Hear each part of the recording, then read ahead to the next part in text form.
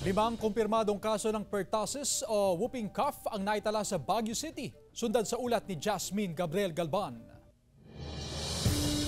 Pinag-iingat ng Health Authority ang publiko kabilang ang mga turistang umaakyat sa lungsod ng Baguio, kaugnay sa sakit na whooping cough o pertussis. Sa tala ng Baguio City Epidemiology and Surveillance Unit, 5 na ang naitalang kumpirmadong kaso ng pertussis sa syudad. Isa noong February 19, nasundan pa noong February 27, March 6, March 13 at pinakahuli ay nito lang March 27. Isang buwang gulang na sanggol ang pinakabatang tinamaan ng pertussis. Nag-enhance tayo ng surveillance system and at the same time, we made sure that the children will receive at least 3 doses of our pentavalent vaccine na isa nga doon sa laman ng pentavalent ay ang pertussis. Bukod sa 5 kumpirmadong kaso, may 3 pang kaso na hinihintay ang resulta ng confirmatory test. Hindi naman daw ito kinababahala ng lokal na pamahalaan. Nakahanda ang lahat ng healthcare facility sa lungsod sa posibleng pagtaas ng kaso ng pertussis. Panawagan ng LGU sa mga residente at turista na ugaliing magsuot ng face mask para makaiwas sa pertussis. Symptomatic